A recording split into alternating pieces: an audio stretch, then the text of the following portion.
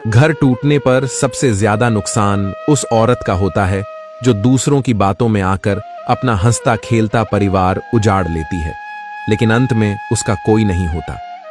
शुरुआत में सब कुछ ठीक होता है, प्यार भी होता है, समझदारी भी, लेकिन फिर धीरे धीरे किसी तीसरे की बातें, किसी और की तुलना, किसी झूठे सम्मान की भूख रिश्तों के बीच जहर घोलने लगती है। कुछ औरतें इसी जहर में जीने लगती हैं। उन्हें लगता है कि अब वो किसी से कम नहीं। हर बात में सवाल, हर बात में ताना, हर बहस में खुद को सही साबित करने की जिद। वो भूल जाती हैं कि रिश्ता बराबरी से चलता है, हुकूमत से नहीं। कभी माँ की बातों में, कभी किसी सहेली की सलाह में, तो कभी फोन पर देखे किसी रील की मॉडर्न सोच में वो अपनी असलियत खो देती है। फिर वो बहस नहीं करती, वो लड़ती हैं। वो बात नहीं समझती, वो थोपती हैं। और फिर एक दिन हर छोटी बात पर कहने लगती हैं, मैं अब और नहीं सहूंगी, मैं अपने रास्ते जा रही हूं, मुझे फर्क नहीं पड़ता।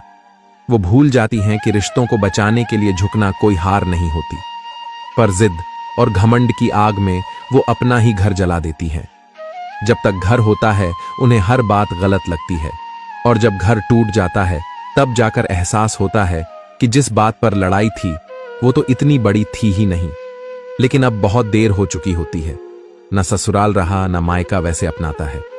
जिस घर को छोड़कर गई थी अब वो भी वापसी की उम्मीद नहीं रखता, और जिन लोगों ने बढ़ावा दिया था वो अब चुप हो जाते हैं, क्योंकि उनका तो काम ही था किसी और की जिंदगी में आग लगाना। फिर एक दिन वही औरत दूसरों के बच्चों को स्कूल जाते देख रोती है, बाजार में पति पत्नी को साथ चलते देख सिसकती है, पर अब उस रोने की कोई कीमत नहीं होती, क्योंकि एक जिद, एक बहकाव, एक झूठा सेल्फ रिस्पेक्ट उसके सारे रिश्तों को निगल चुका होता है।